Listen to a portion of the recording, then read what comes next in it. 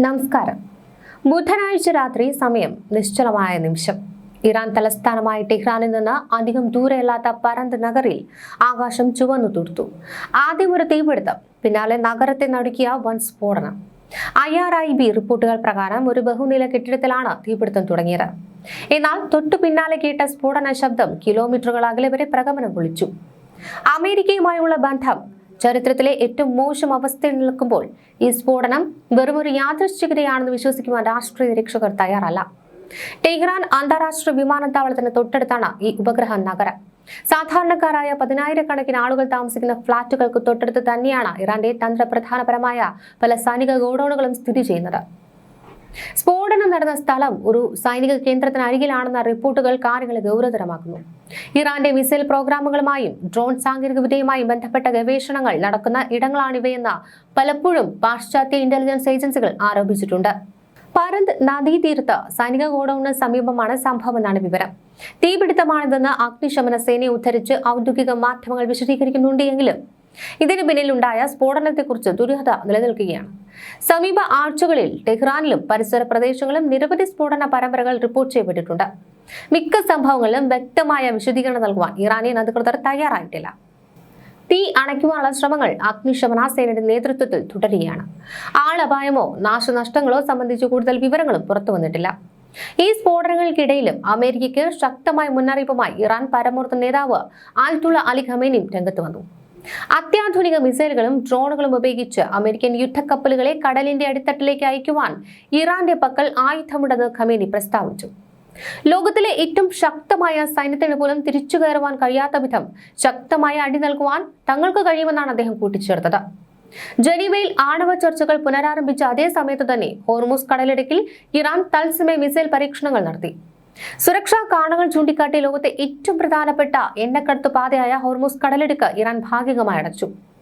കഴിഞ്ഞ 24 മണിക്കൂറുകളിൽ 50-ലധികം അത്യാധുനിക യുദ്ധവിമാനങ്ങളെ അമേരിക്ക മിഡിൽ ഈസ്റ്റിലേക്ക് വിന്യസിച്ചു. ലോകത്തിലെ ഏറ്റവും വലിയ വിമാനവാഹിനി കപ്പലായ USS ജെറാൾഡ് ആർ ഫോൾഡ് മേഖലയിലേക്ക് തിരിച്ചിട്ടുണ്ട്. നിലവിൽ അവിടെയുള്ള USS എബ്രഹാം ലിങ്കനൊപ്പം ഇത് ചേരും.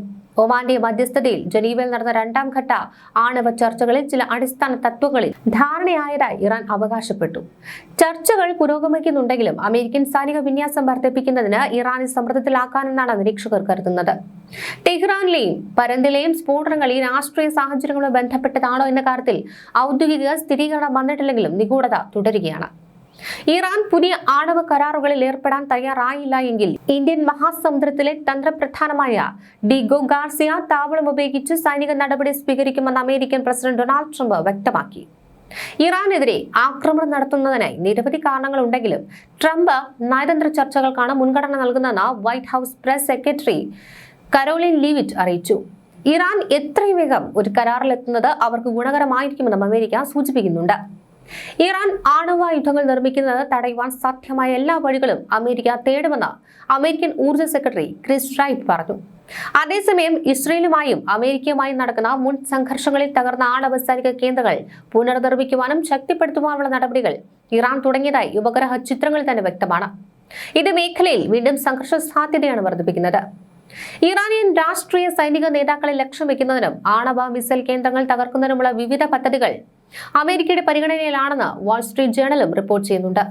ഭരണകൂടത്തെ അട്ടിമറിക്കുന്ന തരത്തിലുള്ള വലിയ ആക്രമണങ്ങൾ മുതൽ പരിമിതമായ വ്യോമാക്രമണങ്ങൾ വരെയുള്ള സാധ്യതകളാണ് ട്രംപിന് മുന്നിലുള്ളത്.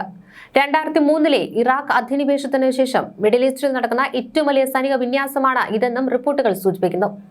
അത്യാധുനിക F-35, F-22 യുദ്ധവിമാനങ്ങൾ, USS ജെറാൾഡ് ആർ ഫോൾഡ് എന്നീ വിമാനവാഹിനി കപ്പൽ എന്നിവ ഉൾപ്പെടെയുള്ള വൻ സന്നാഹമാണ് അമേരിക്കൻ മേഖലയിൽ ഒരുക്കിയിരിക്കുന്നത്.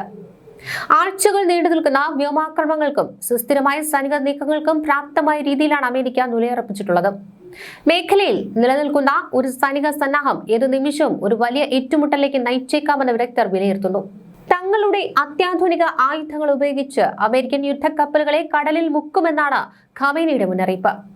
അമേരിക്കയുടെ ഡസൻ കണക്കിന് യുദ്ധവിമാനങ്ങൾ മിഡിൽ ഈസ്റ്റിലേക്ക് വിന്യസിച്ചതായി അന്താരാഷ്ട്ര മാധ്യമങ്ങൾ നൽകുന്ന വിവരങ്ങളും വ്യക്തമാകുന്നുണ്ട്. മേഖലയിൽ ഏകദേശം 50 യുദ്ധവിമാനങ്ങളെയാണ് US വിന്യസിച്ചിരിക്കുന്നത്. ഹോർമുസ് കടലിടുക്കിൽ ഇറാൻ മിസൈൽ പരീക്ഷണം നടത്തുകയും ജലപാതയുടെ ചില ഭാഗങ്ങൾ താൽക്കാലികമായി അടയ്ക്കുകയും ചെയ്തത് സംഘർഷം മൂർച്ഛിക്കുവാനും കാരണമായിട്ടുണ്ട്. ആണവ ചർച്ചകൾ പുനരാരംഭിക്കുന്നതിനിടയിലാണ് ഈ ശക്തി പ്രകടനമെന്നത് ശ്രദ്ധേയമാണ്. ടെഹ്റാനിലെ സ്ഫോടനങ്ങൾ ഈ സംഘർഷത്തിന്റെ ഭാഗമാണ് എന്ന കാര്യത്തിൽ അന്താരാഷ്ട്ര നിരീക്ഷകർ ഉറ്റുനോക്കുന്നുണ്ട്. എന്തുകൊണ്ടാണ് ഹോർമുസ് കടലിടുക്ക് ഇത്ര പ്രാധാന്യം അർഹിക്കുന്നത്? ലോകത്തെ എണ്ണ വ്യാപാരത്തിന്റെ 1/3 കടന്നു പോകുന്നത് ഈ ഇടുങ്ങിയ പാതയിലൂടെയാണ്.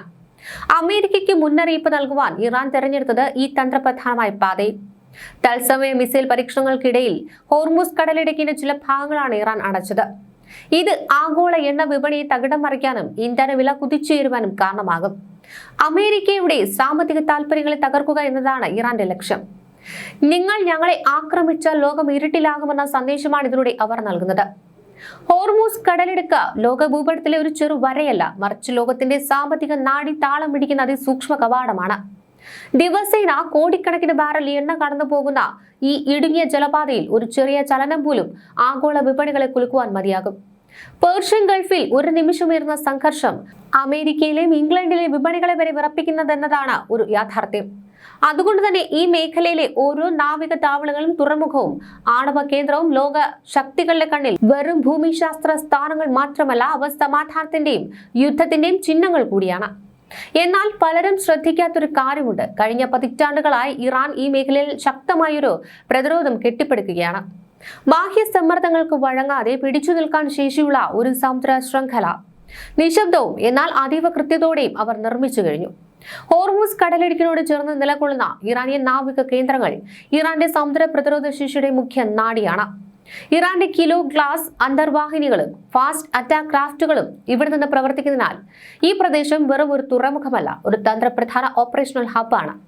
ഹോർമുസ് മേഖലയിലെ സാമരിക വ്യവസ്ഥയ്ക്ക് അത്യന്തം നിർണായകമായതിനാൽ ഈ മേഖലയിൽ ഇറാൻ നിലനിർത്തുന്ന സാന്നിധ്യം തന്നെ ഒരു ജിയോ പൊളിറ്റിക്കൽ സന്ദേശമാണ്.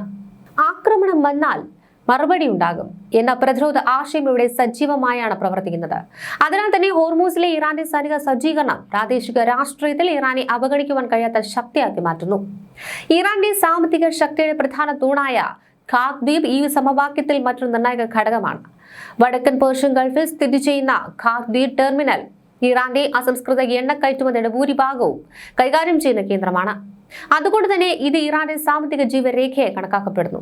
ഈ ദ്വീപിന്റെ പ്രവർത്തനം തടസ്സപ്പെടുത്തുന്നത് ഇറാന്റെ സമ്പദ് വ്യവസ്ഥയിൽ വലിയ പ്രതിസന്ധി സൃഷ്ടിക്കുമെന്നത് വ്യക്തമാണെങ്കിലും അതിനൊപ്പം ലോക എണ്ണ വിപണിയിലും വലിയ ചലനമുണ്ടാക്കുന്നതിനാൽ ഇതിന്റെ പ്രാധാന്യം ഇറാനേക്കാൾ പുറത്തേക്കും വ്യാപിക്കുന്നു. അതായത് ഖാഗ് ദ്വീപ് ഒരു ദേശീയ സാമ്പത്തിക കേന്ദ്രം എന്നതിലുപരി ആഗോള ഊർജ്ജ രാഷ്ട്രീയത്തിന്റെ ഒരു നിർണായക കണികയാണ്.